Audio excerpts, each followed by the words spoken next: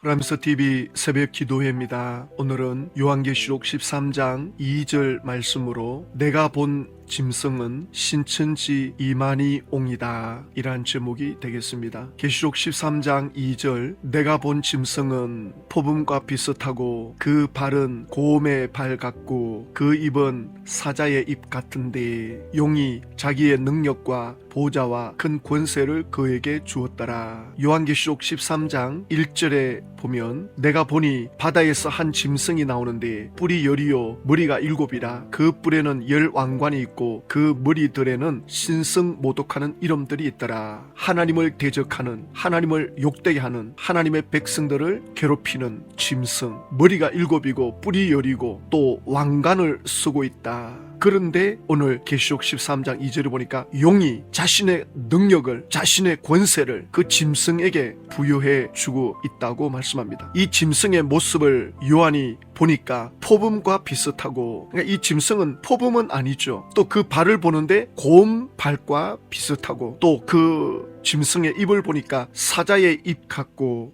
너무나도 사납고 끔찍한 짐승이라는 거죠. 그 짐승이 용의 권세를 가지고 바다에서 올라왔다. 전 세계를 집어삼킬 것처럼 신천지 바돌로메 지파장은 이 짐승에 대해서 어떻게 설명하는지 한번 보십시오. 계시록 13장 1절에 보면 요한이 바다에서 나온 짐승을 보니 생긴 모양이 표범 같고 입은 사자 입인데 발은 곰의 발 같다고 하십니다. 거기다 머리는 7이요 뿔은 10개인데 이런 짐승이 바다에서 나온 것입니다. 요한은 분명 하나님께서 보여주신 그대로 기록한 것이죠. 계시록 1장 2절에 보면 하나님의 말씀과 예수 그리스도의 증거, 곧 자기 본 것을 다 증거하였다고 하십니다. 그러니 본 것을 기록한 것이 맞겠죠? 하나님께서 요한에게 보여주실 때의 모습은 비유로 베풀어서 보여주셨습니다. 왜 비유로 보여주셨습니까? 이 계시록의 비밀을 아무나 알아서는 안 되기 때문입니다. 요한은 지금 바다에서 올라온 이 짐승을 보면서 또 이걸 기록하면서 이 짐승이 무엇을 의미하는지 요한은 알고 있습니까? 모르고 있습니까? 요한은 당연히 알고 있죠.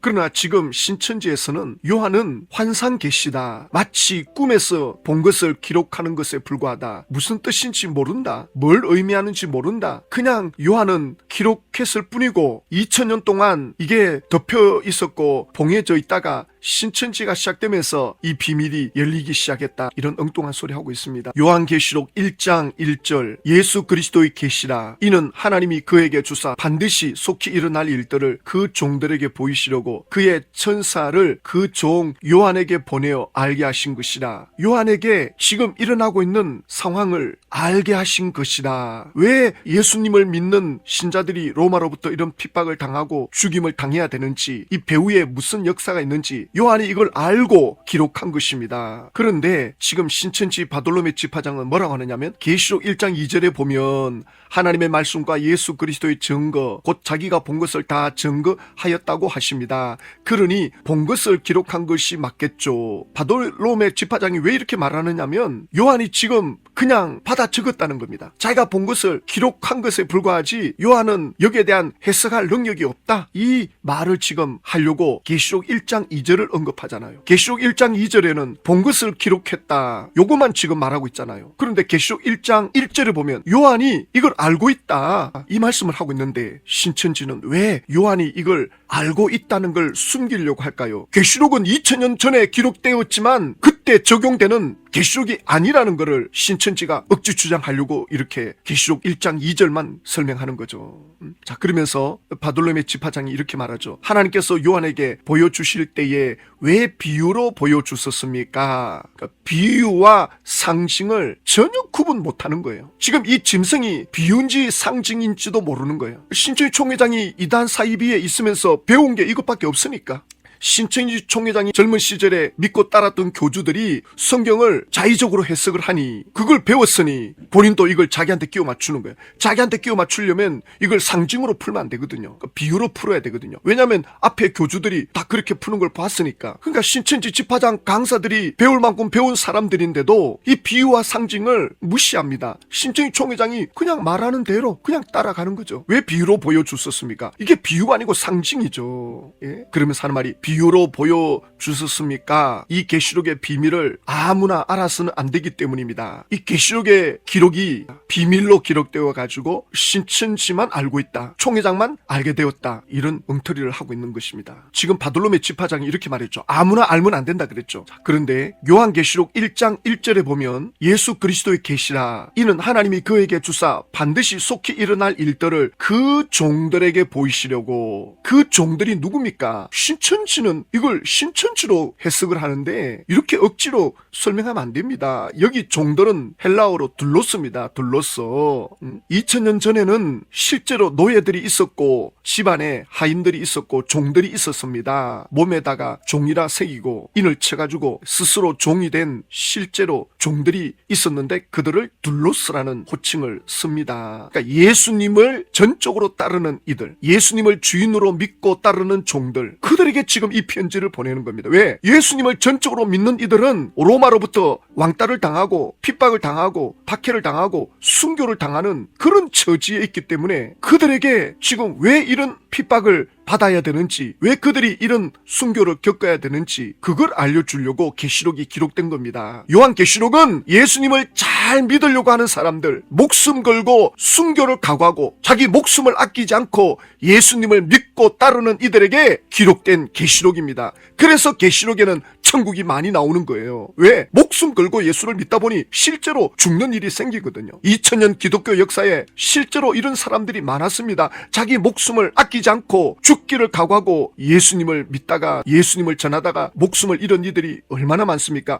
대한민국에 처음 기독교가 들어올 때 토마스 선교사도 나이 28살에 순교당했습니다. 대한민국에 처음 들어온 선교사들 젊은 나이에 많은 사람 죽었습니다. 바로 그들이 읽어야 할 책이 계시록입니다. 죽음 이후에 영광스러운 그 천국이 어떤가를 말씀해 주는 것이 계시록입니다. 그런데 이 계시록은 신천지만 알게 하기 위해서 기록된 것처럼, 그리고 계시록도 성경책 중에 한 권 아닙니까? 디모데 후서 3장 15절에 또 어려서부터 성경을 알았나니 성경은 능히 너로 하여금 그리스도 예수 안에 있는 믿음으로 말미암아 구원에 이르는 지혜가 있게 하느니라. 성경은 하나님께서 계시해 주셔가지고 기록된 책이 성경이니 이 성경의 기록 목적은 예수 그리스도를 믿음으로 말미암아 구원을 얻게 하는 겁니다. 여기 보십시오. 그리스도 예수 안에 있는 12지파가 아니고 12지파 안에 들어와야 되는 게 아니고 예수 안에서 예수 그리스도를 믿는 그 믿음으로 말미암아 구원에 이른다. 구원받는 지혜를 준다. 성경을 통해서 지혜를 얻는데 구원에 이르는 지혜, 그것이 예수 안에 있다. 12지파가 아닙니다. 그때나 지금이나 구원은 예수 안에 있습니다. 이렇게 성경의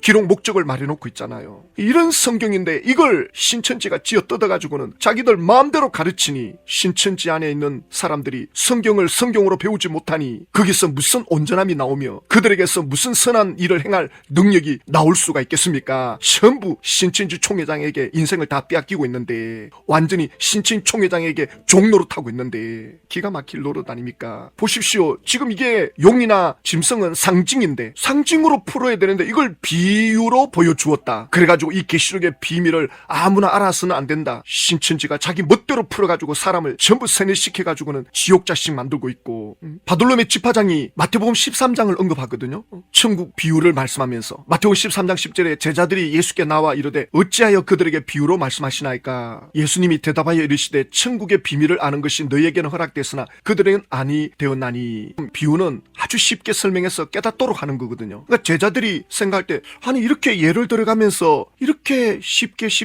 왜 저들에게 설명합니까? 그러자 예수님이 저 사람들에게는 천국의 비밀을 아는 게 허락이 안 됐어. 그러면서 하는 말씀이, 그러므로 내가 그들에게 비유로 말하는 것은 그들이 보아도 보지 못하고 들어도 듣지 못하고 깨닫지 못함이니라. 왜 사람들이 보지 못하고 들리지 않습니까? 지금 이 새벽에 또 이 방송을 듣는 분들이 지금 제 말을 듣고 있습니다. 지금 이 화면을 보고 있습니다. 그런데 지금 딴 생각을 해보십시오. 다른 생각. 오늘 직장 가서 뭐 할까?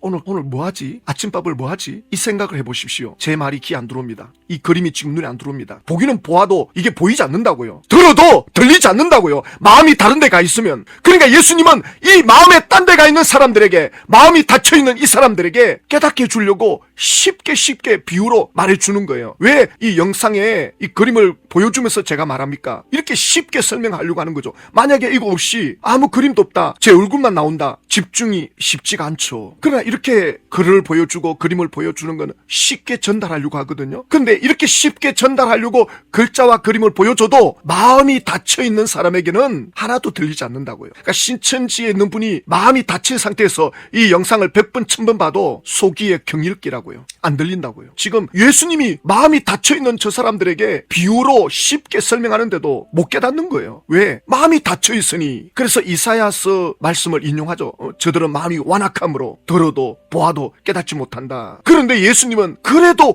혹시라도 깨달을까 싶어가지고 비유로 쉽게 설명하는 거예요. 비유는 뭐냐? 듣는 이에게 교훈과 깨달음을 주려는 이야기입니다. 이건 우리가 일상에서도 대화를 해요. 사람하고 대화하다가 야, 왜 내 말을 못 알아듣느냐? 내가 다시 말해줄게. 예를 들어서 하면서 예를 들어주잖아요. 이게 예화, 이게 비유거든요. 쉽게 우리가 일상에서 경험하는 내용들 이렇게 쉽게 하는 건데 이 비유를 마치 비밀인 것처럼 말도 안 되는 이 문학적 기법을 완전히 무시하는, 이건 뭐 무식하다고 볼 수밖에 없습니다. 그리고 상징은 어떤 개념이나 진리를 함축적으로 표현하기 위한 겁니다. 이건 우리들도 일반적으로 사용을 해요. 대화하다가 이런 말 하잖아요. 저 사람 제비족 같아.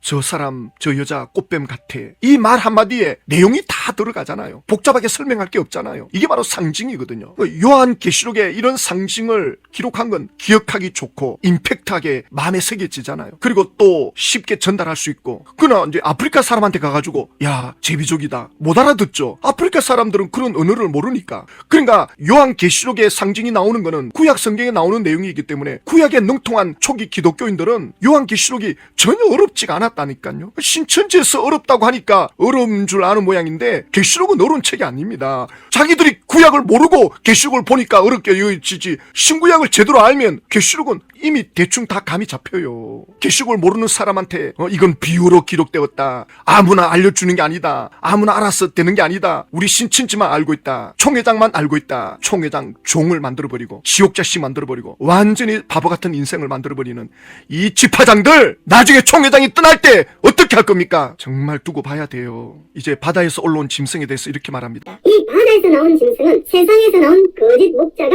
되겠습니다. 다니엘 7장 17절에서는 바다는 세상이요 짐승은 왕들이라 하십니다. 즉 세상에서 일어나는 목자를 뜻합니다. 베드로전서 2장 9절에는 왕 같은 제사장이라고 하시니 제사장 즉 목자가 왕이요 임금인 것입니다. 그럼 이 짐승에게 달려있는 머리와 뿔은 무엇이겠습니까? 멸망자에게 속한 일곱 목자와 열 권세자를 말하는 것입니다. 그럼 용에게 보좌와 권세를 받은 짐승은 무엇이겠습니까? 사단이 이 짐승과 같은 거짓 목자들에게 권세를 준 것입니다. 바다에서 나온 짐승은 세상에서 나온 거짓 목자가 되겠습니다. 지금 바다에서 올라온 이 짐승 거짓 목자라 그러죠. 그러면 이건 누구냐? 1차적으로는 첫 장막에 들어간 청지기 교육원 오평호 목사와 그 일행들, 이들이 거짓 목자라는 거예요. 그러면 거짓 목자라는 증거를 제시해야 될 것 아닙니까? 청지기 교육원의 오평호 목사는 그 당시 신학 교수였고 장막 성전이 신문에 나고 이단 사이비로 사람들이 흩어지고 풍지박산이 되고 하니까 이게 도대체 어떻게 된 연고인가 가서 지도해 주려고, 예수님을 가르쳐 주려고 들어갔다 하잖아요. 예수를 믿고 있는 목사고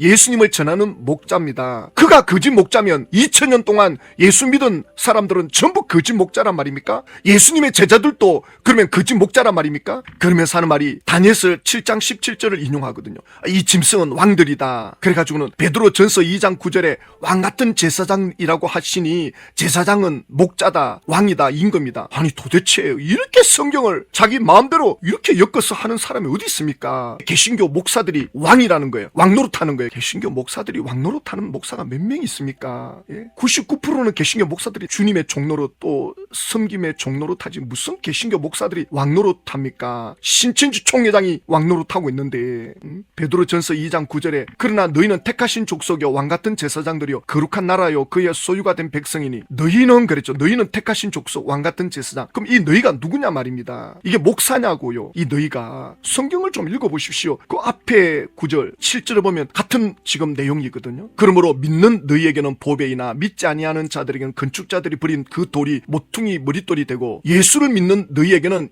예수님이 보배인데 믿지 않는 자들에게는 건축자들이 버린 돌에 불과하다. 예수를 믿는 자들이 얼마나 소중하고 가치 있는지 여기에 말씀을 하고 있는 겁니다. 그러면서 너희는 택하신 족속이요. 그러니까 예수 믿는 모든 신자들이 왕같은 제사장입니다. 세상을 이기고 죄를 이기고 마귀를 이길 수 있는 그런 특권이 예수 믿는 하나님의 자녀들에게 주어졌거든요. 그들이 하나님의 백성이고 그들이 하나님의 자녀들이고 신천지에 들어가야 하나님의 백성이 아니고 입 맞아야 천국 백성이 아니고 예수 믿는 너희들이 왕같은 제사장이고 14만 4천이 왕같은 제사장이 아니고 예수를 믿는 택함받은 너희들이 왕같은 제사장이다. 하나님의 천국 백성이다. 하나님의 인을 맞은 소유된 백성이다. 이렇게 말씀하고 있는데 이걸 목사로 끼워 넣고 목사가 왕노릇한다. 왜 이렇게 합니까? 개신교 목사들에게 속지 말라는 거예요. 목사들에게 빨리 나오라는 거예요. 신천지로 오라는 거예요. 그러면서 이 짐승에게 달려있는 머리와 뿔은 무엇이겠습니까? 멸망자에게 속한 7 목자와 10 권세자를 말하는 겁니다. 이 짐승의 7 머리, 7 목사라는 거예요. 또 뿔 10이다. 10명의 장로. 그래가지고 신천지 초창기 책자에 10명의 장로가 이렇게 임직하는 사진을 찍어서 올렸는데 이게 다 가짜라는 게 드러났죠. 보십시오. 청지기 교육원은 목사들을 상대로 세미나하는 목사인데 여기에 장로들이 왜 들어옵니까? 청지기 교육원에 목사 뿐인데 장로가 여기 왜 필요합니까? 바다에서 올라온 짐승은 7 머리에다가 10뿔이 붙어 있다고요. 들어올 때부터 시작할 때부터 뿔이 붙어 있었지 않습니까? 그런데 청주의 교육원이 여기에 들어가가지고 이삭 교회를 세우면서 10장로를 세웠다. 이게 말이 안 되거든요. 이걸 억지로 이렇게 끼워 맞춥니다. 그러면 과연 이걸 동의하는 사람 있느냐? 이게 사실이라고 말해주는 사람 있느냐? 한 사람도 없습니다. 본 사람도 없고 신천 총회장 혼자 북치고 장구치고 다 하고 있는 겁니다. 나중에 오평호 목사가 법정에 나와가 진술을 하잖아요. 그래서 홍 변호사님이 이렇게 묻죠. 증인이 그 장막성전에 들어가서 10장로를 세운 적이 있어요? 없습니다. 없어요? 야, 그런 적도 없습니다. 신천지 발전사에 가면 뭐 10장로가 세워진 사진이 있던데 거짓말입니다. 거짓말이에요? 네. 증인도 그 사진 본 적이 있죠? 나는 그 책 본 적도 관심도 없기 때문에 아예 없습니다. 네, 근데 10장로를 세운 적이 없다? 없습니다. 보세요. 10장로 세운 적 없다 하잖아요. 이렇게 거짓말로 사진을 갖다 놓고 신천지 사람들을 전부 속이고 있다고요. 그 사람들이 이것만 보고 믿는 거예요. 그냥 10장로가 10뿔인가 보다. 이 짐승의 10뿔이 이 장로들인가 보다. 바다에서 처음부터 같이 올라왔는데 7 머리가 들어가가지고 10장로 세웠다. 이것도 맞지 않는데 이 다 조작된 거고 아무런 근거도 없는 신천지가 처음부터 이런 식으로 시작을 했다고요. 전부 거짓말로 시작해가지고 거짓말로 끝난다고요. 그러면 용에게 보좌와 권세를 받은 짐승은 무엇이겠습니까? 사탄이 짐승과 같은 거짓 목자들에게 권세를 준 겁니다. 그럼 용이 청지기 교육원의 목사들에게 권세를 줬다. 청지기 교육원은 예수를 전하는 단체인데 용이 마귀가 예수 잘 전하라고 그들에게 권세를 줍니까? 말이 안 되잖아요. 그러니까 청지기 교육원의 목자들이 도대체 뭐가 거짓 목자인지 분명하게 제시해야 되는데 제시도 못하면서 그냥 덮어놓고 거짓 목자들이다. 그 신천지 안에 계신 분들도 이런 걸 확인해 봐야 될 것 아닙니까? 길고 짧은 거를 철저하게. 제가 볼 때는 신천지 총회장이 짐승인데 신천지 총회장이 용이고 짐승이고 예수 믿는 사람들을 집어 삼키는 거짓 선지자인데. 예? 그래서 요한계시록 13장 2절에 내가 본 짐승은 표범 같고 곰 발바닥 같고 사자 입 같고 이게 바로 신천지 이만희 할아버지입니다. 계시록 18장 19장 이루어지면 곧 이루어진다는 식으로 5월 30일 날 요한 집화장이 제명되고 새로운 사람이 와서 하는 말이 우리에게 뭐가 바뀐 게 있습니까? 아무것도 바뀐 게 없습니다. 그러니까 집화장이 바뀌어도 놀라지 말라는 거예요. 왜? 계시록 18장 19장 20장 이루어질 거니까 이게 이루어지는 게 우리 목표니까 집화장 바뀐 거 가지고 눈 깜짝하지 마라. 우리는 지금 18장 19장 20장만 바라보고 간다. 우리에게 이거 이루어졌습니까? 안 이루어졌습니까? 안 이루어졌죠 하면서 만약에 이걸 이루지 못하고 총회장이 사망하면 이게 전부 다 거짓말입니다. 전부 사탄에게 속은 겁니다. 요한계시록 20장 10절에 또 그들을 미혹하는 마귀가 불과 요한못에 던져지는데 거기는 그 짐승도 던져진다. 바로 이 표범 같은 하나님의 자녀들을 집어삼킨 이 사이비 교주들, 이 거짓 선지자들, 이들이 마귀와 함께 불못에 던져집니다. 그런데 이렇게 쉽게 설명해줘도 마음이 닫혀있는 사람에게는 보아도 보이지가 않고 들어도 들리지가 않습니다. 전혀 깨달을 수가 없어요. 마음의 의심을 가지고 들어보십시오. 하나도 안 들립니다. 마음을 닫아놓고 들어보십시오. 귀 안 들어옵니다. 그래서 성령의 역사가 필요한 거고 우리 인간 편에서는 겸손해야 돼요. 마음을 어린아이같이 마음을 낮춰야 돼요. 그래야 들립니다. 내가 배우겠습니다. 내가 알아보겠습니다. 내가 하나님 말씀이 그러한가 진리를 제대로 찾고 싶습니다. 양쪽 이야기 들어보고 이쪽도 들어보고 저쪽도 들어보고 겸손하게 내 욕심을 내려놓고 내 원하는 내 뜻을 내려놓고 누구나 다 죽고 싶지 않죠. 육체 영생하고 싶죠. 그런 인간의 욕망을 내려놓고 성경이 말하는 그 본래의 뜻을 듣는 겸손한 자세, 그럴 때 하나님의 음성이 들립니다. 내 욕심과 욕망을 내려놓고 내 뜻을 내려놓을 때 하나님의 음성이 들립니다. 그렇지 않고는 봐도 보이지 않습니다. 들어도 들리지 않습니다. 아무리 쉽게 말해줘도 들리지 않습니다. 예수님이 오셔도 안 되잖아요. 예수님이 말씀해도 못 알아듣잖아요. 사람은 이 정도로 완악합니다. 마음을 닫으면 예수님도 그 사람 마음 못 열어요. 이런 인생입니다. 그래도 오늘 이 아침에 또 이 방송을 혹시라도 마음을 열고 보시는 분들은, 보고자 하는 분들은 보입니다. 듣고자 하는 분들은 들립니다. 그분들이 깨달으면 변화되죠. 변화되면 인생은 바뀝니다. 하나님의 놀라운 사람으로 변화의 역사가 일어나죠. 하나님 아버지, 신천지 총회장이야말로 짐승입니다. 하나님의 자녀들을 집어삼키는 포범 같은, 곰 같은, 사자 같은 짐승입니다. 그가 떠날 때 거기에 미혹된 이들이 부디 깨닫고 예수님께로 돌아갈 수 있도록 은혜를 베풀어 주십시오. 예수님의 이름으로